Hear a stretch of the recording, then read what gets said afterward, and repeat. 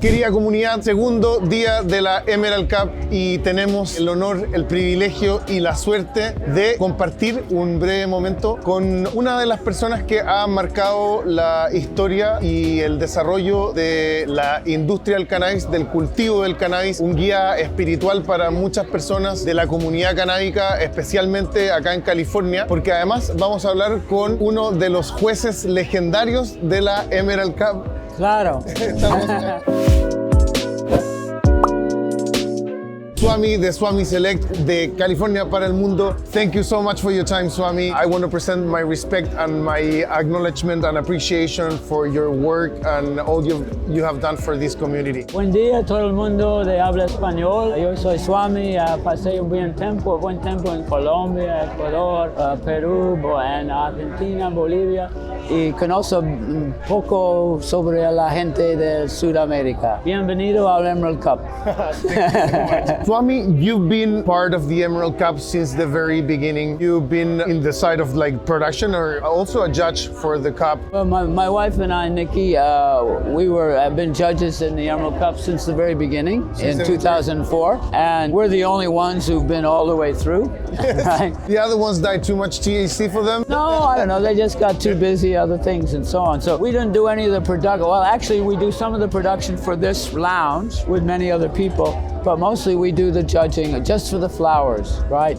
Nowadays, there's 26 categories at the Emerald Cup. In the beginning, there was only one, just flower. Now there's tinctures, salves, ointments, edibles, concentrates, what kind of concentrate, indoor, outdoor, so on. But originally it was just one. Now we have all these different judges panels, right? But we've been involved in developing the protocol. How do you judge? How do you judge? How do you judge cannabis, right? So we judge cannabis, first of all, on the appearance. Now, is it well trimmed, right? Look at the little hairs on it. I go a microscope, I look at the trichomes on it. Do they have the heads and so on? What color is it? What's the general feeling? How well is it? Too dry, too damp? That's all the appearance, right? Then the second thing we would judge would be the aroma, the fragrance, right? And that's all the terpenes, and that's, oh yeah, right? And then after that, we'd roll up a joint, and then I always take a dry hit before I light it. And then you get the terpene flavor. Of course, you get like also the flavonoid experience. Yes, right. The flavonoid dimension of the exactly, and the flavonoids have flavor too. So then you light it up and smoke it. And how well is it smoked? Is it smooth? Is it harsh? Is it full smoke? And so on. And then finally we judge the effects. And we always give the effects twice the number of points. Is it difficult to evaluate effects when you have too many samples? People always ask that question. It's a good question, right? But the fact is, you develop sort of a tolerance over time, right? And as a judge, your responsibility is to smoke as much as you can. So we would have 20 1-gram joints to smoke in one day. Whoa.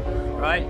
But that's a hard job. We do like in groups of 4. We're falling behind, man. Can I light your joint, please? That's not going to speed us up.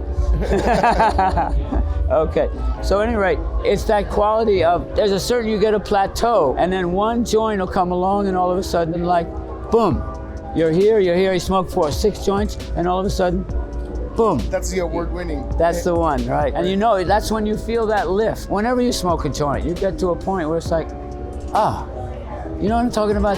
That feeling just like, and there's no other way to express it because you know. Of course. And over the years, as a judge of one of the most important cannabis cups in the world, how have you seen the evolution of flower over this past year, where it started and where we are now? Definitely gotten better. One of the main things is we've all learned about terpenes. In 2004, I didn't even know the word terpene. Now I know at least 10 by name, and I kind of know what effect they have. And that's true for the whole cannabis community. Everybody keeps learning, and cannabis keeps teaching us, right? Because you mentioned flavonoids. Nobody talks about flavonoids yet, but they're very important. They're very important, of course. First we said indica sativa, now we found that doesn't mean too much. Now we know, okay, THC and CBD, that's important, but actually equally important are the terpenes. Well, wait, throw in those flavonoids, right? Or what about the ketones and the acetones and the alcohols and all those other? There's 500 things in this flower. 500 compounds, right? So I think it's like a symphony of all these different ingredients working here, working there, coming together, and all of them together make that true cannabis experience. One of the things that you've also promote very or widely, and you many people has gotten the word from you, is different kind of cultivation technique and proposal that it's also related to your spiritual life. What is that word that you're spreading regarding cannabis cultivation? We generally call it regenerative agriculture. So we want to keep nurturing the soil. We feel we grow the soil. The soil grows the plant. We know that the soil is alive if you do it right, if you treat it right, if it's fertile, and there are bacteria and fungi and nematodes and arthropods, all these different things that they all, paramecium, amoebas and so on, and they all kind of live off each other. And what they do is they break down the raw materials in the soil and make it available to the plant. And so the plant then says, thank you very much, and the plant, through its roots, puts out sugar. That was a realization. Whoa, the plant is actually exuding out, not just sucking up. The plant roots exude out, and what happens? Collaborating. The bacteria come and eat the sugar, and the fungi come and take the carbon, and they all then interrelate and interchange, right? So underneath the ground is this whole living society, right? And the smallest are bacteria, and the biggest are worms and beetles. Like all of that's alive. And you want to, like the forest ground is alive. And so we want to make our soil where we're growing alive with potential, and that then produces not only the best cannabis, but the purest cannabis. And then it becomes an expression of the area itself, right? So you're from Chile, right? Yes. You're famous for wine, right?